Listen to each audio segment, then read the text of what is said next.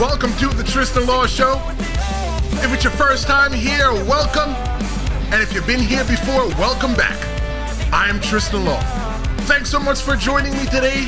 And I've got a theory that is going to shake the very foundation of the WWE's longest running storylines in the modern era. Let me give it to you real quick. And I know you might think I'm crazy. Like there's something wrong with me. But just listen, let's walk with me. What if The Rock, yes, The Rock, is secretly pulling the strings behind Bloodline? That's right. I'm talking about the legend himself, the great one, the people's champion, the Brahma Bull, the final boss. What if he's working behind the scenes, manipulating every single thing that we've seen from Solo Sikoa? Could The Rock be the real head of the table all along? You might think I'm crazy, but wait, I promise you by the end of this episode, you'll be looking at one of WWE's biggest storylines in a different light. However, in order for us to get there, we need to start from the beginning.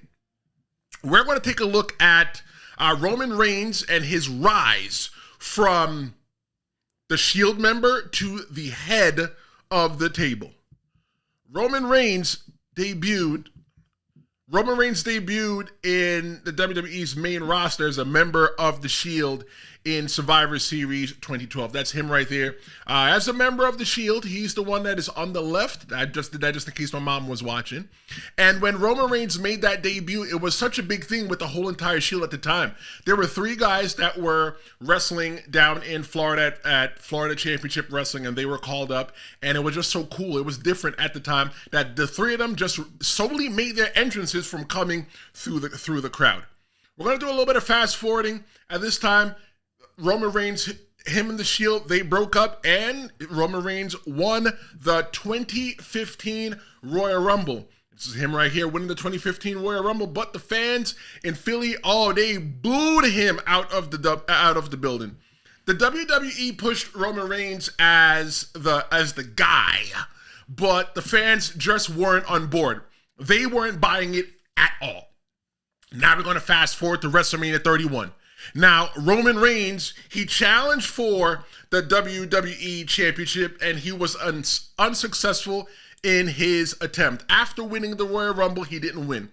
His big moment didn't happen as many would expect. However, you had Survivor Series 2015, where Roman Reigns, he won the WWE Heavyweight Championship in a tournament at Survivor Series 2015, and WWE thus begin to continue to push him as a top guy.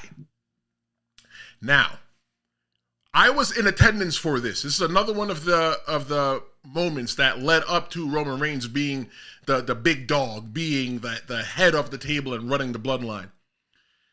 Roman Reigns became the second person to defeat The Undertaker at WrestleMania, which was at WrestleMania 33. Brock Lesnar was the first person to defeat The Undertaker at WrestleMania.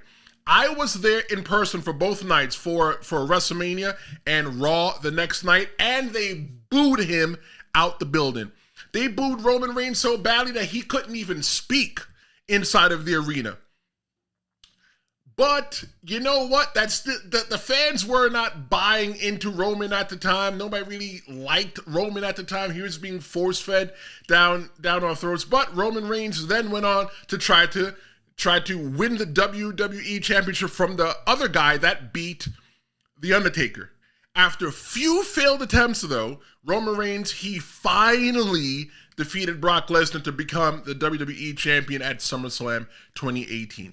The reason why that win was very significant for Roman Reigns is because, like I said, Brock is the only person that had ever beaten The Undertaker at WrestleMania. And this added Roman Reigns to an exclusive group. Roman Reigns wanted to sit at a table where there was only one chair at the time. And the only person sitting in that chair was Brock Lesnar. So now there are only 2 people that actually sit at that table, with one of those people being Brock Lesnar and the second of those people being Roman Reigns. Roman Reigns stepped away from the WWE in 2018 after he revealed that he had a battle with leukemia. In 2019, he returned after an emotional moment where he told fans that his leukemia was in remission. But then he started feuding with Baron Corbin. So by the end of 2019, Roman Reigns was feuding with Baron Corbin, who was calling himself the king. Roman Reigns was humiliated on SmackDown when he was covered in dog food by Baron Corbin and Dolph Ziggler. I mean, Roman Reigns was running around calling himself the big dog, so they thought he liked dog food. So yeah, that's the guy right there that's running the head of the table. That became the head of the Bloodline. So Roman Reigns decided to step away in 2020 because of the pandemic. You know, we did mention that he had leukemia, so he said it was the best thing for his health and for him and his family for him to step away at the time.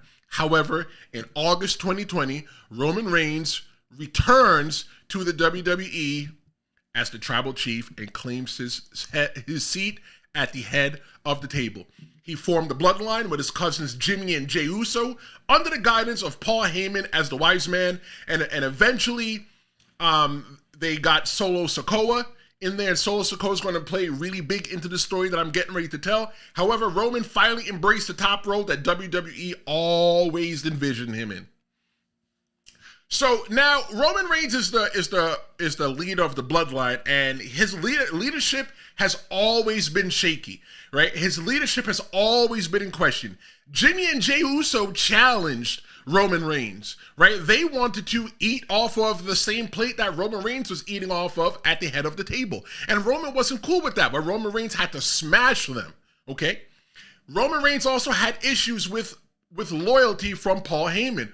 Paul Heyman is the wise man, the man that is Roman Reigns' manager. Paul Heyman is an unofficial member of the Samoan family tree because he was managers for Alpha and Sika, and he has a long history in the Samoans.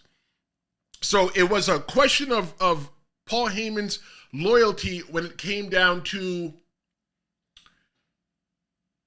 Brock Lesnar and Paul Heyman. Which side was Paul Heyman going to be on? Was he going to be on Brock's side, or was he going to be on Roman's side? There was a time that Brock Lesnar appeared in the WWE, and Paul Heyman seemed to know, but Roman Reigns didn't seem to know. If you ask me, I think that's a huge issue.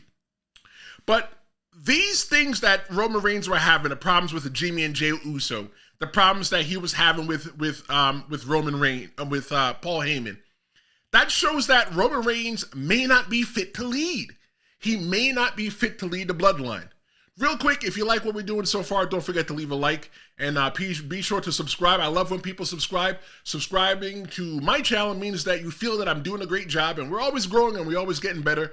We have live episodes Tuesdays and Fridays at noon. I know today's Saturday, don't judge me, but we're always here doing cool things for you. Let's continue deeper into how I feel that Roman Reigns is and Solo Sikoa, they're not the ones at the head of the table, and it's really The Rock. I'm just pleading the case right now. So let's take a look at The Rock's legacy and The Rock's leadership. When you look at the Anoa'i family tree, Roman Reigns and The Rock, they're not really cousins, but their grandfathers were blood brothers. So eventually everything intertwined. So then, we could just say that they're cousins, that they're family. Let's just go with it, because I don't think they should be able to tell somebody, who their family is or not, right? I know who my family is, and I call my family my family.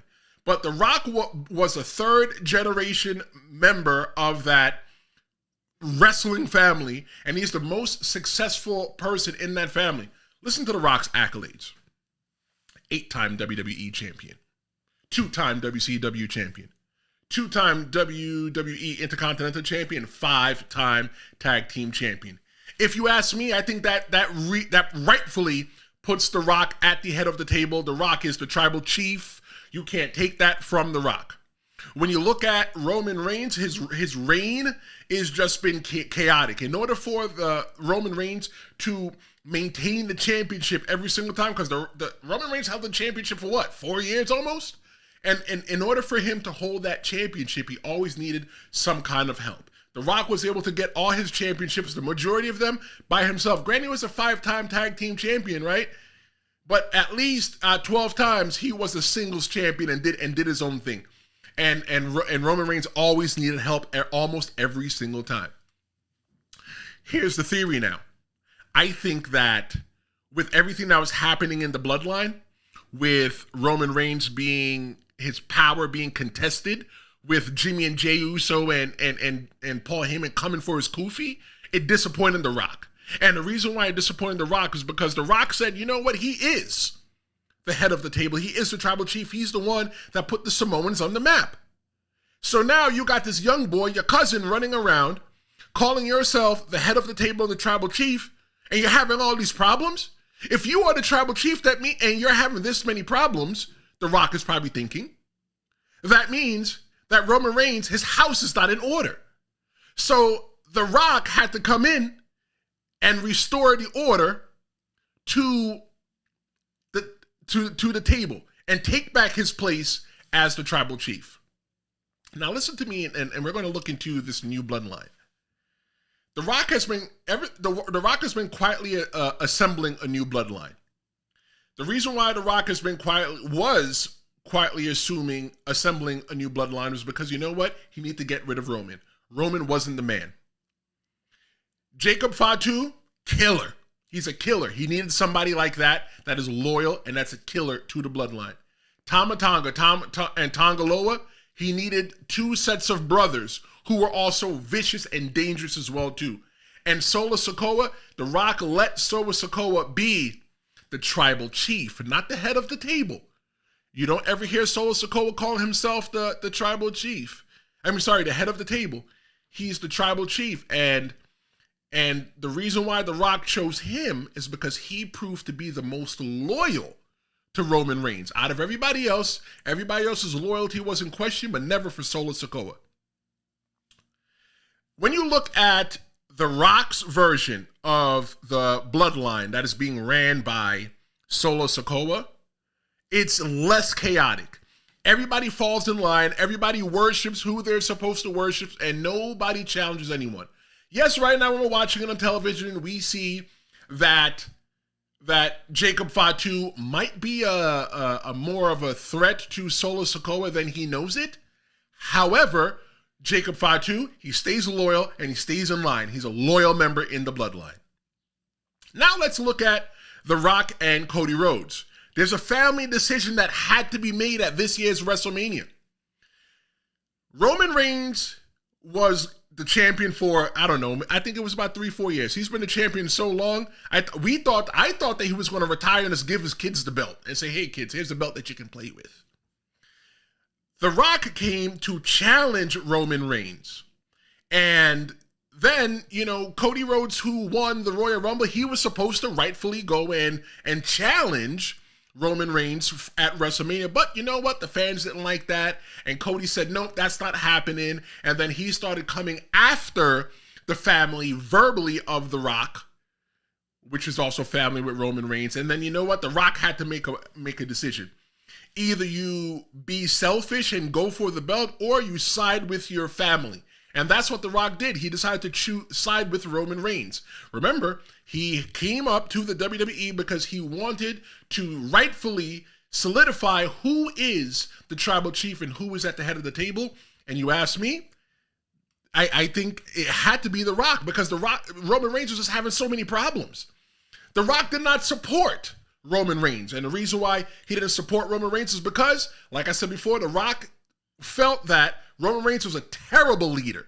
Terrible leader, not doing what he was supposed to do, had so many people trying to challenge him for this heat at the head of the table. Why don't the people champion, the final boss, The Rock, come back and just come take the table since Roman Reigns doesn't know what to do with it? The Rock saw Roman versus Cody as a test of Roman's leadership. Okay, so The Rock wanted to see if Roman Reigns would fall in line, and Roman Reigns even fell in line to The Rock. He allowed The Rock to be the final boss, although when Roman Reigns asked The Rock to acknowledge him, The Rock acknowledged him. Haphazardly, he didn't want to acknowledge him, but he acknowledged him. But take a look at this idea. If a Roman beat Cody, he could keep his title. If he lost, The Rock would be ready to step in and fix the bloodline, and that's what happened. That is exactly what happened.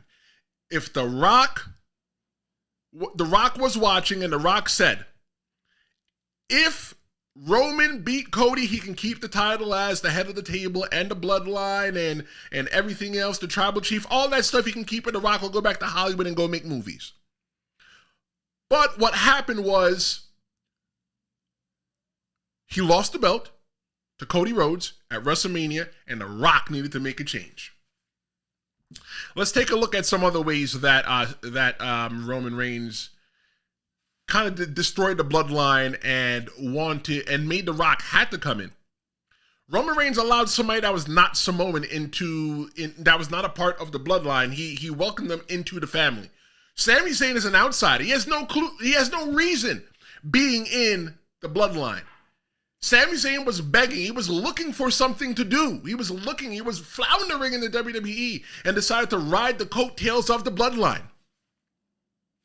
Yes, we can all agree that Paul Heyman was not officially a part of the bloodline, but he was an honorary member of the bloodline. Who is The Rock? Who is Roman Reigns to put in Sami Zayn? The Usos didn't want him in there at first, but you know what? Just going in line with everything like they were supposed to, I guess they did the right thing, right? They towed the line. But what eventually happened was Sami Zayn betrayed Roman Reigns, and it showed that Roman Reigns was vulnerable, and it was another crack in the bloodline, right? One other thing to take a look at is that the fans may have already acknowledged The Rock as the true head of the table. It was a match that we wanted, right? We love The Rock. Even if The Rock showed up for 5 seconds, everybody would cheer The Rock, and nobody really cares about Roman Reigns at that point. Roman who? We just care about The Rock.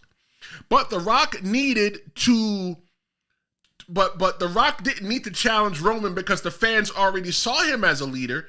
But however, in the ring to solidify it and put it in stone, The Rock needed to challenge Roman because Roman Reigns will just run around still calling himself the tribal chief and the head of the table when he's really not.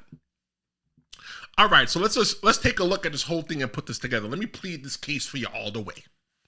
Let's take a look at Solo Sikoa. Yeah, he's the face of the bloodline right now, but don't get it twisted. He's only there because The Rock allows it.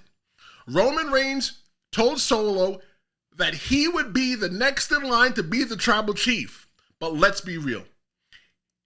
Roman Reigns only did that so that he can keep Solo Sikoa from challenging his authority.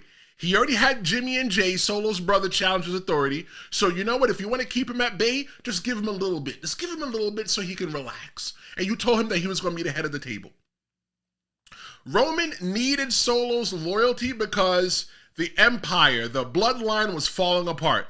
But here's the kicker. The Rock saw something in Solo. He saw a man with unshakable loyalty, the kind of loyalty that Roman never earned. And The Rock, being the true master behind the scenes, let Solo stand at the head of the table. But don't get it confused, The Rock. The final boss, he is the real head of the table, just letting Solo Sikoa play that role for right now. Because The Rock's in Hollywood, he's making movies. He's got a new movie coming out, some kind of Christmas movie. It looks real funny. Yeah, I might watch it, I'm not going to lie. Not because it's The Rock, but because, it's a Christmas movie and it looks funny. But that's not all. The Rock wanted to reshape the entire bloodline. You think the Usos were enough? Nah. The Rock wanted warriors, vicious, deadly warriors who wouldn't hesitate to dominate. That's why he co-signed on Tama Tonga, Tongaloa, and Jacob Fatu. Jacob Fatu is the most dangerous cousin that Roman Reigns and the Usos could ever face. And The Rock saw that. He wanted a better set of brothers who would fight, ruthless, vicious warriors who could take the bloodline to the next level, something that Roman Reigns couldn't understand. Now imagine this. Roman thinks he's safe because he told Solo Sikoa that he's next in line, but in reality, The Rock's been building something far bigger. He's been scheming in the background to build something far stronger. The Rock has the real power here. He's letting Solo Sikoa and the new bloodline rise because they represent the family the way it was meant to be. Unbreakable, powerful, and vicious. The Rock's influence is everywhere, and Roman, he's just going to be playing catch-up. So what's next? Will The Rock step in, or will he continue controlling everything from behind the scenes? Does Roman Reigns have a chance against this new bloodline? Let me know what you think in the comments, or hit me up on social media. The bloodline is evolving, and WWE might not be ready for coming next. Although you see Solo Sikoa on TV as the tribal chief, The Rock is the head of the table, running things from afar. What do you think about my theory? Tell me in the comments. Such a pleasure having you here this Saturday morning. I'll be back this Tuesday at noon for another episode live of the Tristan Law Show. It might be an interview. You don't know. That's why you got to subscribe. Talking about subscribe, don't forget to like, share, and subscribe if you like what I'm doing. My name is Tristan Law, and this is the Tristan Law Show. Thanks so much for watching, and I'll see you next time. Thanks for watching.